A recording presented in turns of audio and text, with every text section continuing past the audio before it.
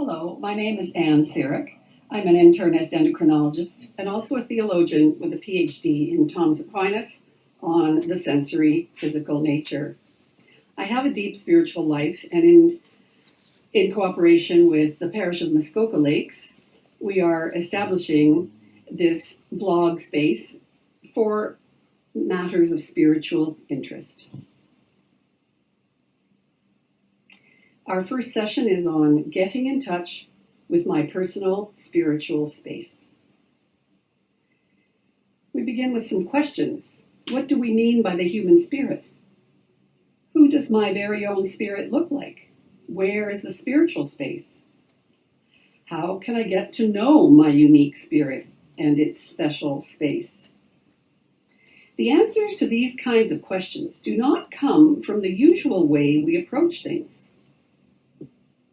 These are the kind of things that one cannot figure out. There's no cause and effect equation that yields up a solution or a fix. These are the kinds of things, these are the kinds of questions that take us into the realm of storytelling. When we use story thinking, we're not trying to prove a point. Stories allow us to experience a personal gut resonance with the storyteller's experience. Here's a little story about a boy and his dog by a certain B.B. Simon. I will use this story to illustrate what we mean by the human spirit and its dynamic interior space. Once upon a time, there was a little boy who had a dog. The boy and the dog were inseparable companions. They loved each other very much. But one day, the dog did something that the boy's parents didn't like. Because the boy needed to please his parents, he sent the dog away, saying, "You're not my dog anymore." Many years passed, and the boy forgot he ever had a dog. But inside him, he felt a place of emptiness. So he went on a journey, following that feeling of emptiness, and eventually he found himself on the edge of a woods. He sat there waiting, and waiting. Then in time, peeping out of the woods, he saw two eyes, and he waited again. Then out of the woods came a nose, and he still waited. And then out of the woods came a creature, slinking, muddy, covered with burrs, scars, and wounds. The little creature was so skinny that you wouldn't know it was a dog. Slowly, it crept closer to him, but not too close, just a little closer. The boy sat there, just being with the dog, just waiting. When the time was right, he asked, "How are you? Tell me about yourself."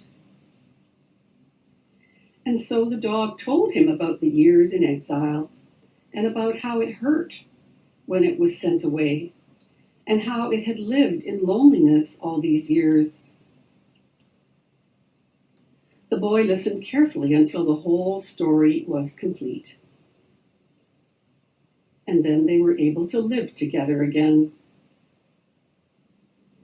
When the boy began to live with the boy again, when the boy and the dog began to live together again, it became happy. The dog became happy, well-fed, and strong, and friendly.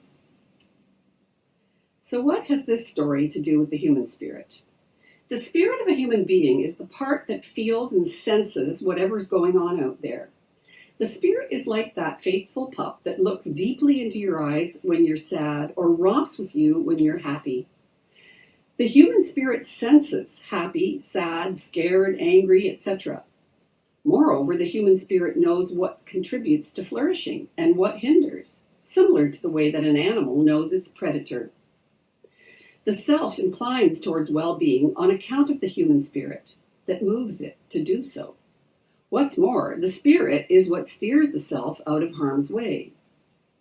The spirit, with its capacity to sense whatever's going on, also responds to whatever's going on. When we say that the spirit responds, we mean that a certain kind of movement arises. The spirit moves the self so as to avoid harm and destruction, and at the same time it advances the self towards ever-increasing aliveness. The spirit alive is how a self, a personal, sensing, feeling self, comes to be fully alive. Sometimes the spirit becomes dampened because some parts of the self are in exile, banished like the little dog, condemned to a state of being unnoticed, unseen, unheard, no longer free to feel or to respond.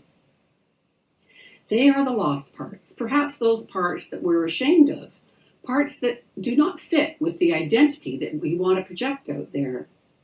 No one wants to be seen as a loser. Everyone wants to be strong, clever, successful, prosperous, upright, holy, etc. So those parts that make us seem weak, vulnerable, wrong, or unworthy get suppressed from our awareness, banished into hiding, as it were. In other words, the spirit of a human being can become fragmented, with some parts lost, missing, broken off, or suppressed. Everyone has experience of fragmentation, but the particulars are unique to each person. When the boy and his dog were separated on account of something said by an authority, the boy's spirit underwent a kind of fragmentation. But at first, he did not notice that his spirit was in some way broken.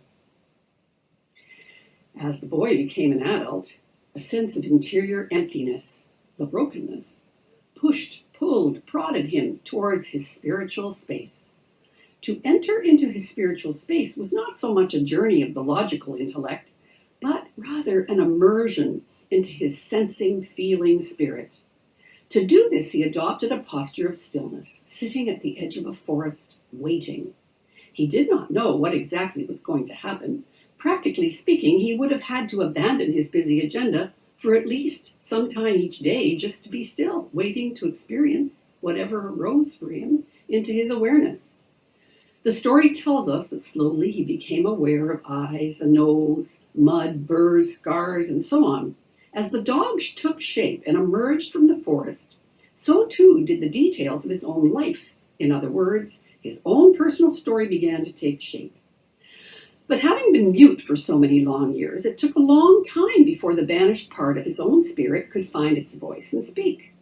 And when it finally spoke, the story that it told was one of vulnerability, pain, despair, hunger, loneliness, fear. The natural spiritual movements of sensing and responding to the world had become progressively subdued and silent. The dog had become very weak and thin. To the casual observer, the boy had become a law-abiding, productive citizen, but when he really examined himself honestly, he was operating mostly by rote, by force of habit, like a programmed automaton. Like the boy's banished dog, his inner self had become weak and thin, banished, disconnected from his day-to-day operations. As he sat waiting by the edge of the forest, at the edge of his spiritual space, happy memories surfaced along with the difficult ones. There were the times when he had felt loved and held, when someone had helped him, when someone had shown him kindness or consideration. These were the life-giving moments that strengthened his spirit. These were the God moments where his very being was fed and nurtured. The Christian tradition has referred to these life-giving experiences as graced. By the power of God's grace, the life-giving experiences can subvert those that have hurt and hindered one's well-being. By subversion, we mean that those hurts that have silenced the spirit lose their power to do so. The fragmentation heals and new vitality arises. The child within the adult told his story and in so doing reawakened the love for his dog. In full possession of his soul, his life became somehow newly animated. He was flourishing despite the old experiences of fragmentation. He had undergone a reawakening of his spirit with an accompanying sense of well-being. Now, in this reflection, we have learned that spiritual space is where a self gets its sacred capacity to sense and to move towards well-being, to recollect who it has been, and to heal the broken parts. The spirit also animates the capacity to imagine and to choose the self's own becoming. In our science-driven world, we often make predictions about categories of persons who've undergone trauma and injustice, presuming that the future for them is restricted to nothing but more violence and injustice. If we look to the historical facts, we may be tempted to think that a tit-for-tat kind of symmetry describes our world, and that violence and destruction is the only certainty. We may be led to believe that moral behavior involves the sacrifice of self-annihilation, and the ultimate moral choice is opting for how and when to die. But the Christian spirit embraces a belief in life beyond the evident facts of violence and destruction. That belief gives rise to choices for ever-increasing vitality, especially in the very face of death. This is the ultimate power of the spiritual space of human being. On this view, the ultimate moral choice concerns not the mode of destruction, but the mode of being, of flourishing, of vitality everlasting. In its natural leaning toward the life-giving and its natural shunning of annihilation, the human spirit mysteriously passes through death to participate the resurrection of the body.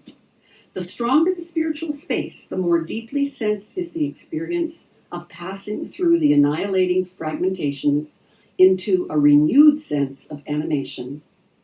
Without movements in the spiritual space, the boy and his dog could not have embraced and started a new life together again. In concluding this reflection, I will offer another story, one that is taken from the Old Testament. Elijah the prophet was fleeing the armies of Jezebel, hiding himself in a cave, lamenting his fate, seeking the Lord. In this story, we discover a description of the quality or feeling sense in which an encounter with the sacred can take place within the human spiritual space. And God said, "Go forth and stand upon the mount before the Lord, and behold the Lord passing by. And a great and strong wind rent the mountains and broke in pieces the rocks before the Lord. But the Lord was not in the wind. And after the wind, an earthquake. But the Lord was not in the earthquake. And after the earthquake, a fire. But the Lord was not in the fire. And after the fire, a still, small voice. And when Elijah heard it, he wrapped his face in his mantle and went out and stood at the entrance of the cave. And behold, there came a voice to him and said, 'What are you doing here, Elijah?'" Human beings encounter the sacred through a posture of stillness.